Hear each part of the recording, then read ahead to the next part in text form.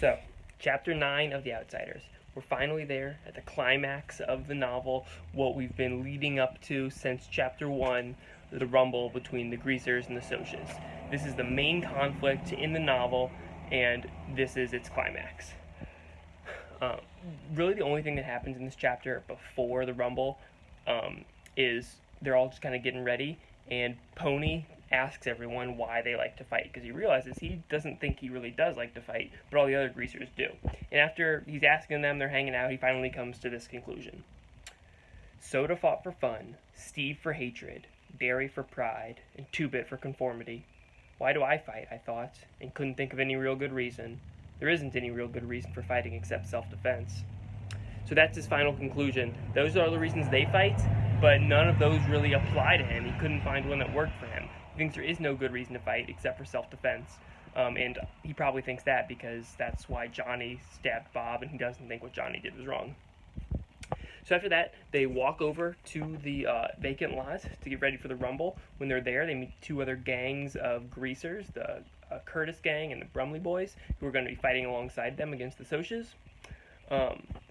Then the Socias show up and they decide the rumble's going to start with Derry against one of the Socias. So Derry steps out, and he gets challenged by one of his former football teammates from when he was in high school.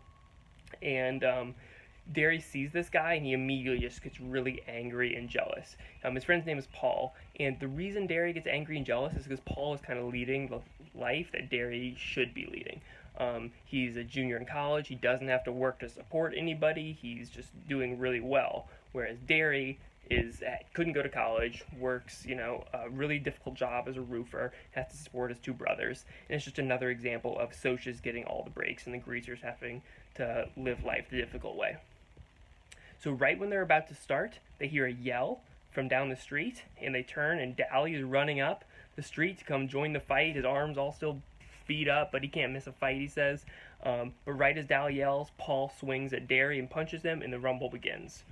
So during the rumble, we obviously only get Ponyboy's point of view, and Ponyboy gets beat up pretty good in this rumble. He gets his back and his stomach kicked a bunch. He gets his head pounded into the ground. He almost blacks out.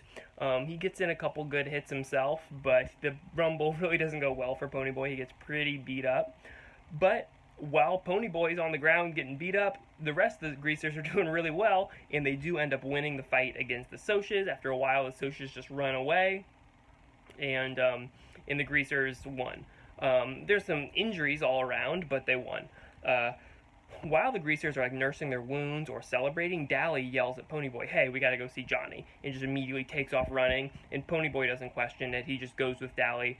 They get in Dally's friend's car and drive to the hospital. When they get to the hospital, they run to Johnny's room, and they get stopped by a doctor. The doctor says, "He's dying, boys." Dally's first reaction to this is that the doctor's not letting them in, and so he takes out Two-Bit's switchblade that he borrowed and threatens the doctor and says, "If you don't let us go see him, I'm going to cut you." And the doctor is unfazed by this. He says, "You can see him, but it's because you're his friends, not because that switchblade." And this is a really good example, I think, of showing us Dally's, view of the world. If someone's in your way, you got to get tough. You got to get hard, and that's how you can succeed in the world. But it doesn't work. What works is their friendship, which is a much softer emotion than, or not emotion, but a much softer character trait than, the threatening nature of Dally. So it's just more of that theme of you don't always have to be hard. Softness can be good sometimes. But so they get in, and yeah, Johnny's in real bad shape. They tell him that they won the rumble, and Johnny doesn't really even react. But what he does react to is when Dally says that he's proud of him. Johnny lights up at that, and it's like one of the happiest moments in Johnny's life because he really looks up to Dally. So that happens. Then Johnny, he calls over Ponyboy and says, "Ponyboy, stay gold, Ponyboy." And that is the novel's most famous line, probably. It really sums up what Johnny has learned over these last few days that the novel has taken place through stabbing Bob and going to Windricksville and reading the poem and saving the kids and all that stuff. It's just telling Ponyboy, keep that young innocence, don't become hard the way that people like Dally do. because it's just not as good a way to be as young and pure and innocent or gold.